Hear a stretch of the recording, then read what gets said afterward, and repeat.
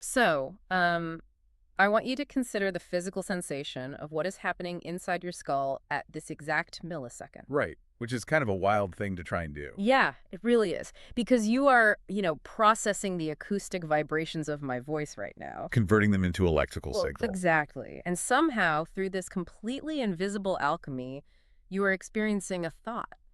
But I mean, what is the actual architecture of that experience? That's the big question. When you think, are you generating uh, this phonetic stream of words, like a ticker tape running behind your eyes? Or are you, rendering a high definition slideshow of images? It's fascinating because we just don't see it. Take the classic example from our source material today. Think about a chess grandmaster staring intensely at a board. Oh, yeah, they might sit there perfectly motionless for, what, 20 minutes? Easily. And from the outside, it looks like absolutely nothing is happening. But inside, the prefrontal cortex is running millions of permutations. Simulating all these complex futures, weighting probabilities, discarding losing timelines. Right. And the only way we, as observers, know what they were thinking is by inferring the mechanics from the single pawn they eventually choose to move. And the sheer opacity of that process is exactly what makes cognitive psychology so compelling. It really is. I mean, Hmm. we are dealing with an incredibly complex, entirely internal processing system. It's completely walled off from external observation. But it dictates everything, right? Human survival, innovation, how we interact with each other. Exactly. We can't put a thought on a petri dish. We have to map the machinery through its outputs. Well, our mission today for this deep dive is to reverse engineer those outputs. We are going to map the invisible machinery of your own mind. Which is going to be so much fun. Totally. We are pulling from this really comprehensive text on the psychology of thinking, and we're going to trace the entire cognitive supply chain, Starting from the raw, foundational building blocks of mental imagery and concepts. right up to the algorithmic ways you solve problems, and all the way to the neurological debates about how the language you speak literally limits or, expands the realities you can perceive. It's a huge journey. It is. Okay, let's unpack this. Let's start with the raw materials. If we're building a cognitive architecture, what are the actual bricks? Well, the fundamental units of cognitive processing are mental images and concepts. Every single higher order operation you perform relies on those. Even something complicated like calculating a mortgage rate. Yep, or deciding whether to trust a stranger on the street. It all relies on an existing database of knowledge. And the brain encodes that database primarily through those two formats. Mental imagery is actually something you can actively test on yourself right now. Oh, let's do it. Okay, so if I ask you, the listener, to visualize a cat sitting on the branch of an oak tree, Okay, I've got it. now give it a slightly raised tail, curved right at the tip. Yeah, I see it. You aren't just processing the definitions of those words. Your brain is actively synthesizing a visual render. You are seeing it through your mind's eye. And the neurological mechanism behind that is actually staggering. When you form that mental image of the cat, your brain is firing up the visual cortex. Wait, like the exact same neural pathways? The exact same ones that would activate if a physical cat were actually sitting in front of you.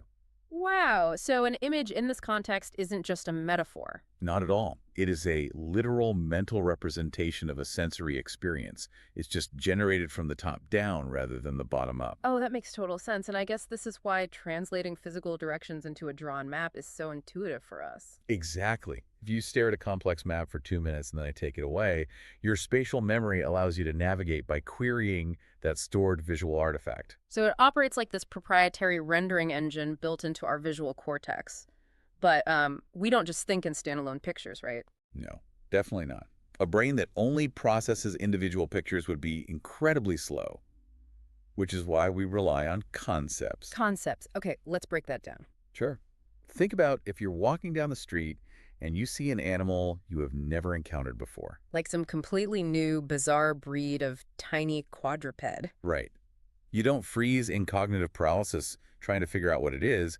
You instantly identify it as a dog. Oh, right, because it has dog-like features. Yes. And you also automatically infer things about it. Because it is a dog, and let's say it's barking aggressively, you infer that it might bite. So I've taken this novel sensory input and immediately mapped it to a pre-existing cognitive schema. Exactly. And that mapping process is the absolute essence of cognitive economy. Cognitive economy. I like that phrase. Yeah, a concept is basically a mental representation of a category, a class of objects or events that share common structural or functional properties. So it's like having labeled shelves in a library or a really neat cupboard. That's a great analogy. Because if you toss all your books, pens, and geometry boxes into one huge pile on the floor, it takes forever to find a pencil. Right, you're constantly evaluating everything you touch. Is this a pencil? No, it's a book. Exactly. We just don't have the metabolic energy or the processing speed to evaluate every single object we encounter as a completely unique, unprecedented phenomenon. So if you see a flat surface with four legs, your brain bypasses that whole ground-up analysis. Yeah, it simply retrieves the table schema. This allows for really rapid inference. You don't need to test if the table will support your coffee cup, right? The concept of table already contains that predictive data. Exactly. You just put the cup down. So concepts are essentially these semantic networks. We group data by shared attributes to bypass the cognitive load of constantly having to figure things out. Yes, that's exactly how it works. But wait, that brings up a massive variable. If we rely on these conceptual cupboards to organize our reality, is everyone's cupboard built the same way? Like, who programs these categories? Oh, that is a fantastic question. The environment programs them, and more specifically, your culture. Really? So it's not just objective reality. Not at all. Our semantic networks are heavily curated by the social practices and values we are immersed in from birth. The source material actually highlights this fascinating cultural study that proves this. Yes, the underwater scene study. It's one of my favorites. Let's talk about that. So researchers presented a highly detailed image of an underwater scene to two distinct groups. Right, they had American university students on one side and students from Japan, China, and Korea on the other. And they gave them a brief exposure to the image and then just asked them to recall what they saw. Now, if human visual processing is just a universal biological given, you would expect the recall data to be identical across both groups. Because they're all human eyes looking at the exact same picture. Exactly.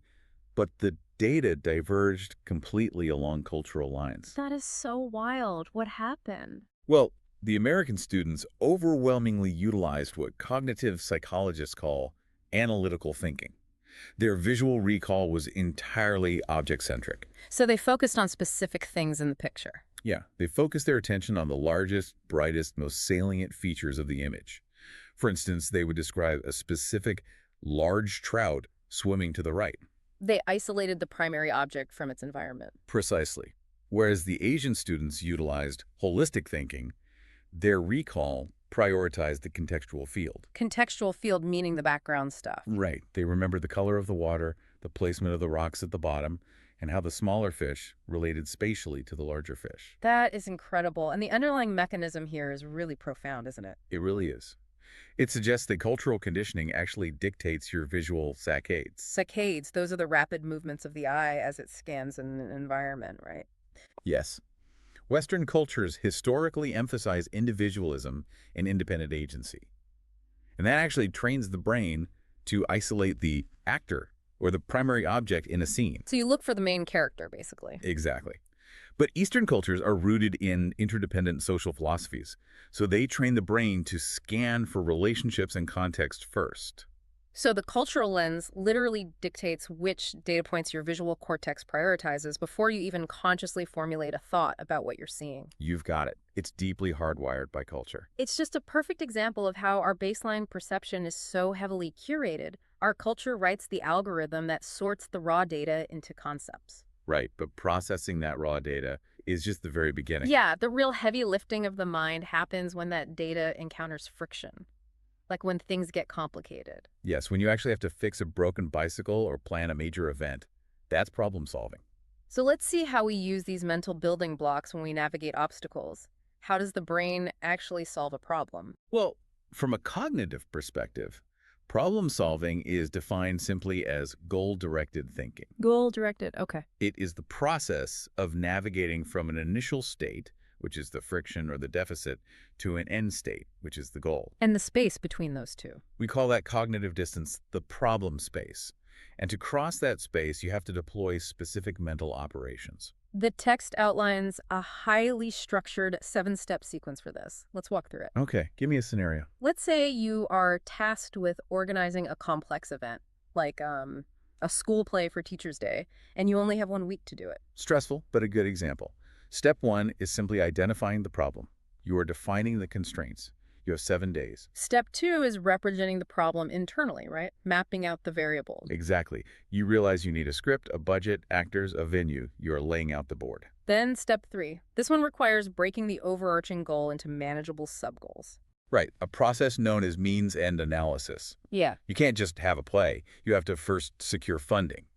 Then you have to cast the actors. Step 4 involves evaluating all possible solutions for those specific sub-goals. Do you ask the principal for money, or do you do a bake sale? You evaluate. Step 5 is the executive selection and the actual execution of a plan. You pick the big sale and you run it. Then we have step 6, which is evaluating the outcome. Did the play actually work? Did the audience engage? Was it a disaster? And finally, step 7, rethinking and redefining. This is the crucial feedback loop.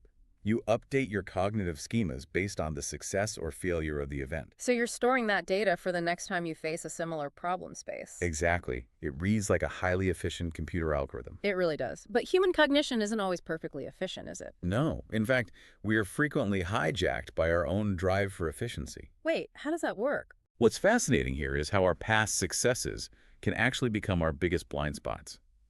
When we solve a problem successfully, the brain stores that specific sequence of mental operations. Because it worked. Right. And the next time we face a similar problem, the brain strongly prefers to reuse that exact sequence. Why?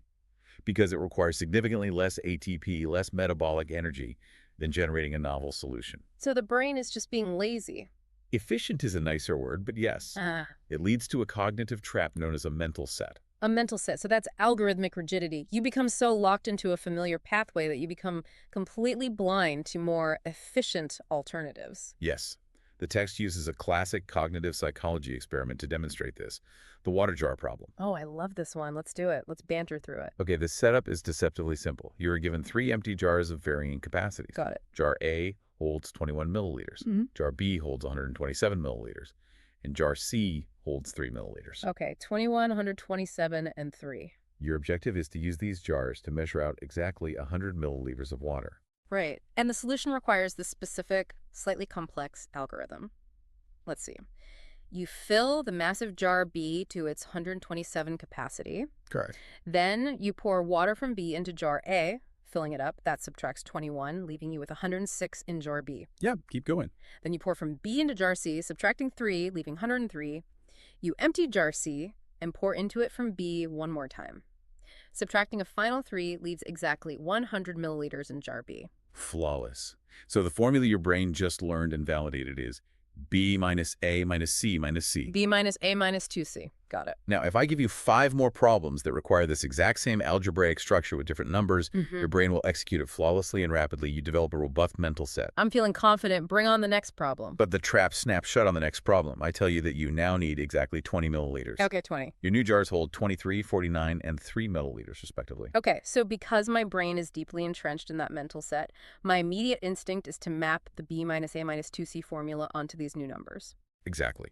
You start trying to fill the 49 milliliter jar, subtract the 23, then subtract the 3 twice. Yeah, I'm burning cognitive fuel, trying to force the old complex algorithm to work. And in doing so, you completely overlook the glaringly obvious, hyper-efficient answer. Wait, oh my gosh. Jar A holds 23. Jar C holds 3. Just subtract 3 from 23. 23 minus 3 equals 20. The problem is solved in a single step. Exactly. The mental set actually induces a form of functional blindness. The brain is so addicted to its past success that it ignores the present reality. It's a huge pitfall. And that rigidity extends beyond mathematical algorithms to physical objects, too. Right, through a phenomenon called functional fixedness. Yes. Functional fixedness occurs when your semantic network for an object is so tightly bound to its primary use that you cannot conceptualize unusual or alternative functions. Like if I need to drive a nail into a wall and I don't have a hammer, I might experience total cognitive block. I just perceive the problem as unsolvable. Look, you don't have the specific tool assigned to that concept. But if I have a heavy, hardbound textbook sitting on the desk and I realize I can grip the spine and use the flat cover to strike the nail. You have successfully decoupled the object from its primary semantic category, which is reading. And reassign it to a new category, blunt force tool. Exactly. Overcoming functional fixedness requires intentionally breaking down the rigid borders of our concepts. So to navigate all these obstacles, we need really robust reasoning skills. We do. And the architecture of human reasoning generally falls into two distinct frameworks, deductive and inductive. Let's contrast those. Understanding the mechanics of each is crucial because they carry completely different cognitive risks, right? Very different risks. Deductive reasoning operates top-down. Top-down, meaning from general to specific. Yes. You begin with a broad, general premise that you accept as absolute truth, and you apply logical operations to extract a highly specific conclusion. The structural integrity of deductive reasoning can be mathematically perfect. It can be. But the fatal flaw lies in the premise. If your foundational assumption is misaligned with reality, the flawlessly executed logic will yield absolute nonsense. The source material illustrates this with this hilarious logical syllogism from the perspective of a mouse. Oh, I love the mouse example. So the mouse observes the world and forms a general premise. All cats have 4 legs. Okay. It then looks at itself and forms a secondary premise. I have 4 legs. Therefore, through deductive logic, it concludes, I am a cat. The structural logic A equals B, C equals B, therefore C equals A feels internally sound. But because the initial premise failed to account for the fact that other animals also have 4 legs, the conclusion is totally invalid. And we do this constantly in daily life without realizing it. Think about a man sprinting frantically down a train platform. Okay, I see him. If you apply a deductive framework, you might use the general premise. People only sprint on train platforms when they are late for a departing train. So the deductive conclusion is, that man is late for his train. Exactly. You've locked in a narrative based on an unverified assumption.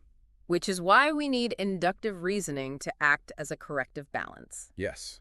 Inductive reasoning works bottom up. It ignores assumptions and focuses purely on gathering highly specific empirical observations. And then attempts to synthesize them into a probable general rule. Right. Returning to the train platform, an inductive thinker doesn't assume. They watch. They observe the man sprint to a specific train car. They see him step inside for precisely 15 seconds. And step back out holding a leather briefcase, looking visibly relieved. Exactly. The new data points, the short duration, the retrieved object, the emotional shift from panic to relief, invalidate the late for the train hypothesis. The inductive process synthesizes this data into a much more highly probable conclusion. He forgot his luggage and was rushing to retrieve it before the train departed. And this inductive process is the very foundation of the scientific method. We cannot deduce the laws of physics from an armchair. Right, we have to observe thousands of specific interactions and induce the underlying rules, like gravity. Furthermore, inductive reasoning heavily utilizes analogy. Analogy, like A is to B as C is to D. Exactly.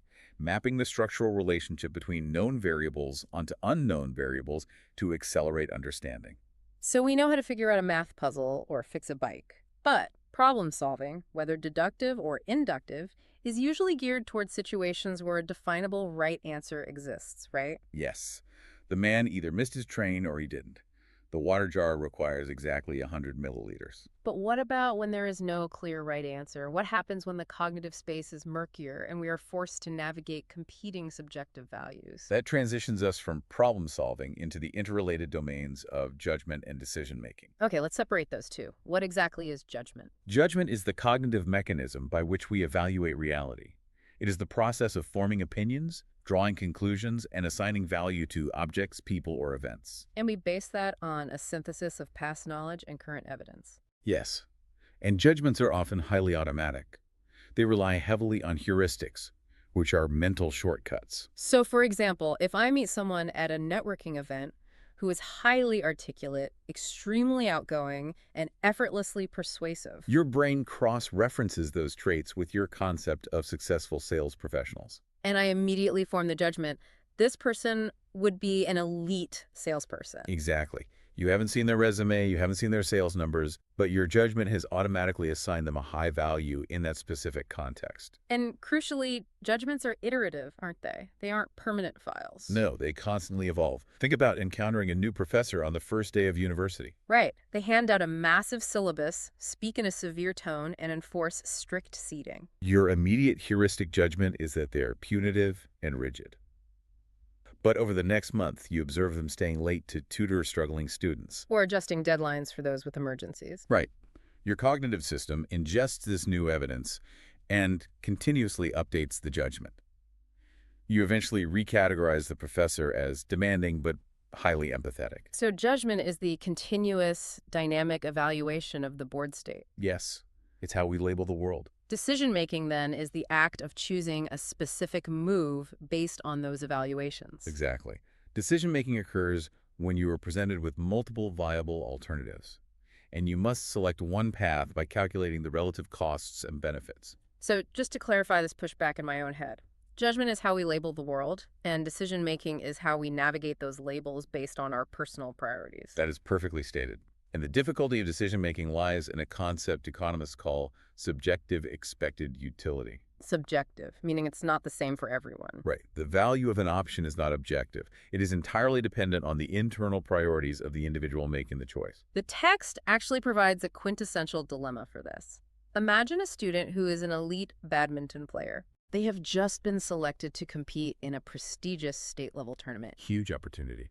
But the tournament dates directly conflict with the final academic exams of the semester. There is no compromise. They must choose one path.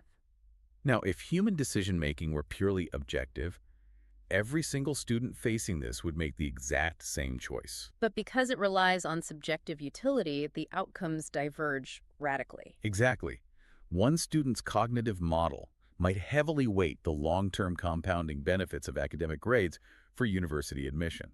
So they view the athletic tournament as a high-risk, low-reward distraction. Right, but another student might evaluate the tournament as a rare, time-sensitive opportunity for athletic scouting. To them, that holds vastly higher personal utility than a single semester's grades. Because our underlying value hierarchies differ, our decisions will always differ. And we are forced to make these subjective utility calculations constantly, from what career to pursue down to what we eat for lunch. Which is exactly why the brain relies so heavily on those rapid judgments we talked about. Exhaustively calculating the expected utility of every minor daily choice would result in total cognitive overload. So we use automated judgments to filter the noise, freeing up our executive function to focus on high-stakes decision-making. Exactly. Judgments are the evaluations about reality, and decisions are the choices we make between available paths based on those evaluations. But it's one thing to choose between two existing options on the table, like studying or sports. What happens when A and B are both terrible options? Or what happens when you are facing a deficit and the problem space is completely empty of known solution? Right. We can't rely on mental sets. We have to generate entirely new cognitive structures. We have to enter the realm of creativity. And here's where it gets really interesting. Because the scientific definition of creativity is much more rigorous than the pop culture understanding of simply being artistic. Yeah, in cognitive psychology, a thought process is only classified as creative if it meets two non-negotiable criteria. First, the output must be entirely novel and original. And second, it must be appropriate and reality-oriented to the specific problem at hand. The psychologist Jerome Bruner famously termed this effective surprise. Effective surprise! I like that.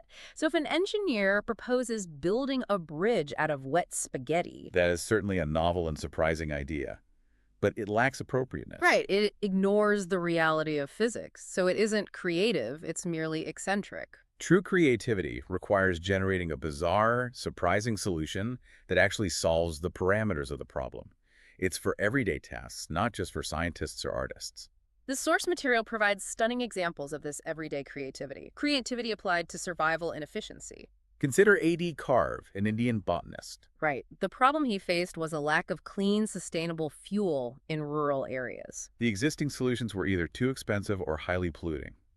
But Carve didn't invent a theoretical new energy particle. He looked at the massive abundance of dry, seemingly useless sugarcane leaves. And through a creative synthesis of existing knowledge, he developed a method to convert this agricultural waste into clean fuel for smokeless stoves. Effective surprise.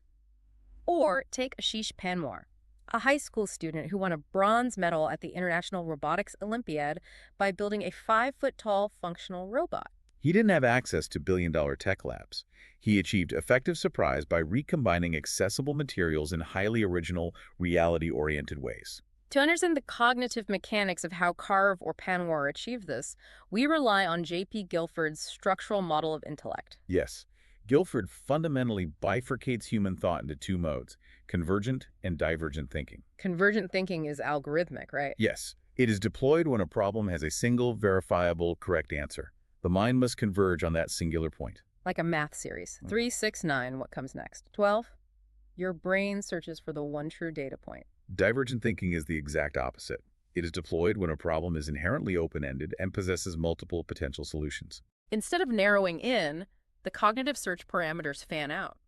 You cross conceptual boundaries to generate maximum variance. And Guilford actually developed specific metrics to quantify an individual's divergent thinking capacity. Let's go through those.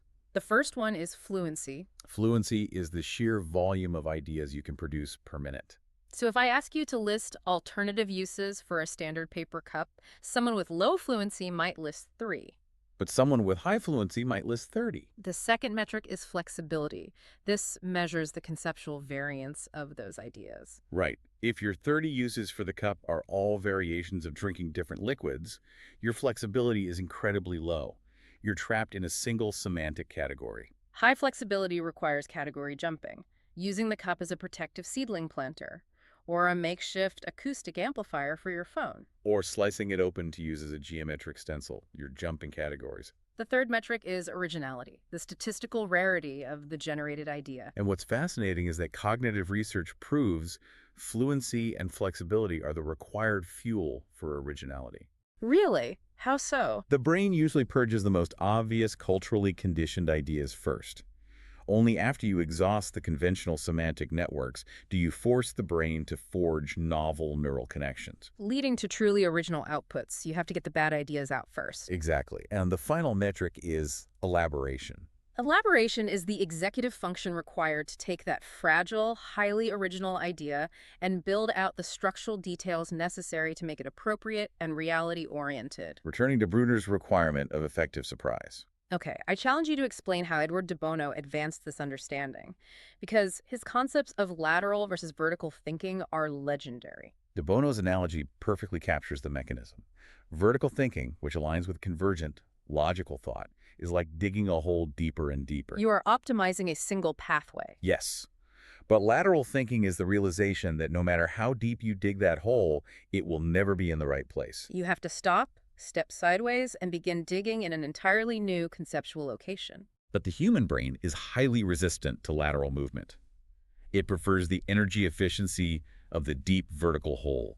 So de Bono designed a psychological mechanism to bypass this resistance, known as the 6 thinking hats. It is a framework that forces the brain to temporarily adopt highly specific artificial cognitive constraints. It's essentially enforced role-playing to suppress the brain's default networks. I love this for anyone stuck in a rut. Let's walk through the hats. Okay, when you mentally put on the white hat, you are restricting your cognition purely to empirical data and facts. No intuition or emotion is allowed. Then you switch to the red hat and you invert the constraint. Right. You are only allowed to express raw, unfiltered emotions and gut feelings with absolutely no requirement to logically justify them. What about the black hat? The black hat forces the brain into a purely critical risk assessment mode. It scans exclusively for flaws, dangers, and logical inconsistencies. It is the survival mechanism of caution. The yellow hat forces the exact opposite, right? An artificial, relentless optimism. Yes. You must ignore the risks and construct the most robust possible argument for why the idea will succeed. You look for the benefits. Then we have the green hat. This is the domain of pure lateral generation, the creativity hat. When wearing it, you are immune from black hat criticism. You are required to generate absurdities, provocations, and novel alternatives. And finally, the blue hat. This is metacognition. It's the control mechanism. The blue hat observes the thinking process itself, deciding when the group needs to switch from, say, the emotional red hat to the critical black hat. The brilliance of the 6 hats is that it neutralizes ego defensiveness. Absolutely.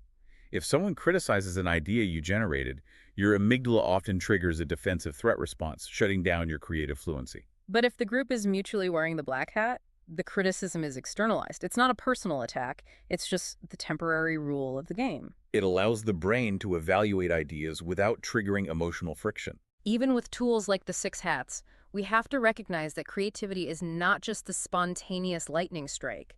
It is a highly demanding four-stage neurological process. Let's lay out the 4 stages. Stage 1 is preparation. This is the grueling vertical work. You immerse yourself in the problem, gathering data, testing assumptions. You push your conscious mind to the absolute limit of its capacity until you hit a wall of total frustration. And that frustration is the signal that your conscious executive control network has exhausted its algorithms. This is when you must transition to stage 2, incubation. Incubation. This involves completely abandoning the problem. You step away, you go for a run, you take a shower, you go to sleep. This is the most counterintuitive part of the creative process. It feels like quitting. But what is actually happening neurologically during incubation? Why does stepping away bring the aha moment? When you drop conscious focus, you deactivate the brain's executive control network and activate the default mode network, or DMN.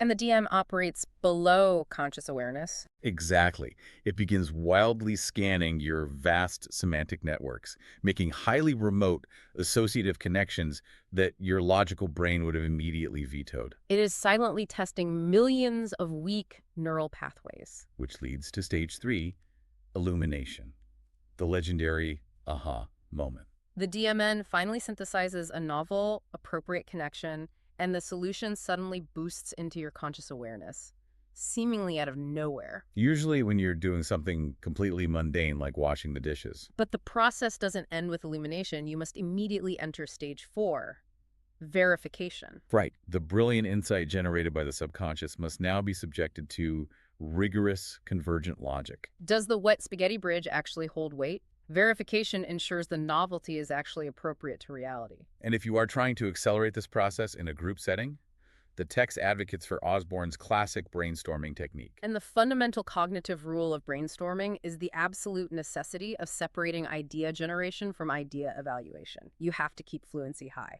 If you attempt to wear the green hat and the black hat simultaneously, the cognitive friction will stall the system. Like if an individual suggests a wild idea and a colleague immediately points out a budget flaw, the group's fluency crashes. The brain senses danger and retreats to safe, vertical, highly conventional ideas. You must let the bizarre ideas flow uninhibited until the cognitive space is exhausted, and only apply the convergent evaluation phase later. This is also fascinating. We've talked so much about the architecture of thinking, but we've been using words to do it. We process all these operations by talking to ourselves in our heads. Which brings up a massive chicken and egg question in cognitive science: the intersection of thought and language. If we connect this to the bigger picture, it is the ultimate dilemma. What is the precise relationship between the linguistic symbols we use and the internal thoughts we are capable of generating? Does language manufacture thought, or does thought manufacture language? Let's look at the 3 main views. View 1 is that language determines thought. This is most famously associated with Benjamin Lee Whorf and the hypothesis of linguistic relativity. Right. The core argument is that the specific grammatical structures and vocabulary of your native tongue act as a rigid boundary for your cognitive perception. Whorf suggests that if your language lacks a specific word or categorical structure for a phenomenon, your brain is fundamentally hindered from conceptualizing that phenomenon. The source text explores this through the lens of kinship terminology. In English, there is one blunt word: uncle. It's a generalized category covering a multitude of relationships. But in Hindi and other Indian languages, there are highly specific words, different terms for the mother's brother, the father's elder brother, the mother's sister's husband, and so on. Whorf would argue that because an English-speaking child only possesses the blunt instrument of uncle, they process familial reality differently. Like maybe with less immediate relational nuance than a Hindi-speaking child, whose language forces their brain to constantly evaluate exact hierarchical distinctions? Yes, we see this debated in visual perception as well. Some remote tribal languages possess only 2 to 4 broad terms for color. Dividing the spectrum into just light, dark, red, and yellow. Exactly. Does their lack of specific vocabulary for azure or crimson mean their visual cortex literally cannot distinguish the gradient of a rainbow in the same way. The strongest interpretation of warp suggests that language is the very operating system that limits the software of thought. But that strong determinism faces massive pushback. Yeah, what's the counterargument here? Well, view 2 is championed by the Swiss developmental psychologist Jean Piaget. He completely inverted the dynamic, arguing that thought absolutely precedes and determines language. Piaget looked at the developmental observation of infants, right? Yes. Long before a child can articulate a single word, they are undeniably thinking. They develop the concept of object permanence. Knowing a toy exists even when it's hidden under a blanket. They engage in complex imitation, observing an adult's facial expression and physically replicating it hours later. For Piaget, these are deep, nonverbal cognitive operations. The brain is building a massive internal model of physics and spatial relationships entirely through action and observation. Language, in this view, is merely a secondary translation tool. The child must fully comprehend the abstract concept of a dog through sensory interaction before the linguistic symbol DOG can be attached to it. So language doesn't create the concept, it merely labels the pre-existing thought. Exactly. But the modern consensus leans toward a brilliant synthesis of these two extremes. View 3, proposed by Lev Vygotsky. Vygotsky theorized that they have different origins but eventually merge. Yes, on two completely separate parallel tracks initially. So before the age of 2, a child possesses pre-linguistic thought, the physical action-based cognition Piaget described. And simultaneously, they possess pre-intellectual language. They cry, coo, and babble purely as emotional reflexes or social mimicry. Without attaching deep logical meaning to the sounds. But around the age of 2, a massive cognitive collision occurs. The two parallel tracks merge. The child realizes that the sounds they make can be used to manipulate their environment. Language becomes intellectualized, and thought becomes verbalized. And this collision produces what Vygotsky called inner speech. The child begins to talk out loud to themselves while playing, using language to literally guide their physical actions. Eventually, that out-loud speech is internalized. It goes silent. And that internalized, soundless speech becomes the very fabric of human rational thought. We manipulate abstract concepts by silently speaking them to ourselves. So whether language shapes thought, thought births language, or they crash into each other at age 2, they are inextricably linked in human cognition. Which brings us to the next massive question. Since language and thought are so deeply tied, how do we actually acquire the superpower of language in the first place? To map that journey, from the first babble to bilingualism, we must define the parameters of true language. It relies on 3 pillars. Okay, let's hear them. First, it is symbolic. The sound wave apple has no physical relationship to the round red fruit. It is an arbitrary symbol agreed upon by a culture. Second, it operates on strict syntax or rules. We recognize the profound difference in meaning between the tiger chased the man and the man chased the tiger. Even though the symbols are identical. And third, it is driven by communication, the intentional transmission of abstract ideas across physical space into another mind. The developmental stages of this follow an incredibly universal timeline. It begins at birth with crying, which is initially an undifferentiated reflex, but within weeks, the infant modifies the pitch and intensity of the cry to communicate specific intentions. A hunger cry sounds acoustically different from a pain cry. Around 6 months, the infant enters the cooing stage, producing continuous vowel sounds like ooh and ah. This is essentially the calibration of the vocal cords. By 9 months, this evolves into canonical babbling. They append consonants, producing repetitive syllables like da-da-da, and parents get thrilled, right? Oh, absolutely thrilled. Now, initially, this babbling contains phonemes from every language on Earth. But soon, through a process called echolalia, the baby begins to preen their babbling. They mimic the specific sounds of the language spoken in their home, discarding the unused sounds. Around their first birthday, they enter the one-word stage. But cognitive psychologists call these holophrases. Because a single word carries the semantic weight of an entire sentence. When a toddler points and says milk, depending on their intonation, they are communicating. I am thirsty and I command you to give me that specific liquid immediately. Exactly. Between 18 and 20 months, they enter the two-word stage, heavily utilizing telegraphic speech. Like an old telegram charged by the word, the child's brain edits out non-essential articles. They retain only nouns and verbs. Dog bark instead of the dog is barking. And by age 3, this explodes into a mastery of complex grammatical rules. Which brings us to a vicious debate in linguistics. nature versus nurture. B.F. Skinner championed the behaviorism nurture argument. He argued language is acquired through association, imitation, and reinforcement. The baby babbles mama. The parents smile and shower the baby with attention. This positive reinforcement validates that sound. Through thousands of iterations, the environment shapes the language. But wait, kids say totally weird sentences they've never heard an adult say, like, I holded the baby rabbit, or the mouses runned away. How does mere imitation explain that? This raises an important question, and it's exactly how Noam Chomsky dismantled Skinner's theory. Chomsky pointed out the poverty of the stimulus.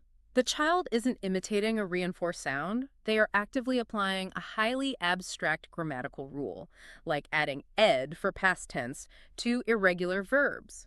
Chomsky argued this proves humans are born with innate, specialized neurological hardware, which he termed the language acquisition device, containing a universal grammar. We have a built-in readiness to extract the syntactical rules of whatever language we're exposed to, provided the exposure happens during a critical developmental window. Today, the consensus recognizes that Skinner explained vocabulary acquisition, but Chomsky explains the innate mastery of syntax. But syntax is only part of it. A child must also learn pragmatics, the nuanced social rules of how language is deployed. Right. A child might have perfect grammar but lack the pragmatics to understand that shouting, "Give me the toy now," Yeah. is socially unacceptable compared to a polite request. Pragmatics requires understanding the mind and social status of the listener. And when a brain is tasked with navigating the pragmatics and syntax of more than one language simultaneously, we see remarkable cognitive benefits. The text highlights Box 7.3 on bilingualism and multilingualism, particularly in the Indian social context. In India, grassroots multilingualism isn't just an elite pursuit, it is a daily reality. People routinely switch between a regional dialect, a state language, and a national language. For decades, early psychologists thought exposing a child to multiple languages would cause confusion, but modern science has proven the exact opposite. Navigating multiple symbolic systems acts as an intense workout for the brain's executive control center. Bilingual individuals demonstrate significantly higher cognitive flexibility and robust academic competence. Their brains are highly trained to inhibit irrelevant information because they are constantly suppressing one language while speaking another. The architecture of the mind is just staggering. We've mapped a huge terrain today. We really have. From the foundational schemas and mental images To the algorithms of problem solving, we exposed how the brain's drive for metabolic efficiency traps us in mental sets and functional fixedness. we examined the structural risks of deductive reasoning versus inductive logic. We separated the continuous heuristic evaluations of judgment from the subjective utility calculations of decision-making. And we unpacked the neuroscience of creativity, de Bono's thinking hats, lateral shifts, and the vital role of the default mode network in incubation.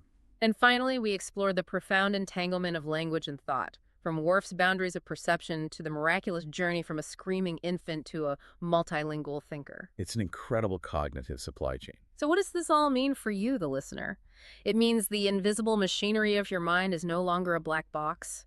You have the schematic. When you feel hopelessly stuck on a problem, you can recognize that you are trapped in a mental set and intentionally force a lateral shift. By using de Bono's hats, you can strip away ego and force yourself to be more creative.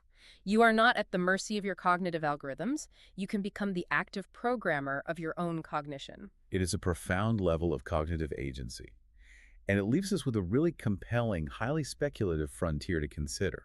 If we synthesize Worf's hypothesis that our specific words shape the boundaries of our thoughts with de Bono's lateral thinking, What would happen if you actively decided to invent new words for your own personal emotions or problems? if you are experiencing a complex emotional state that English cannot accurately categorize, could you intentionally invent a new specific word for it? Could you literally language yourself into entirely new ways of experiencing your reality?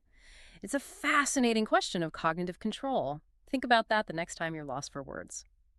Thank you for joining us on this deep dive, and keep questioning the way you think.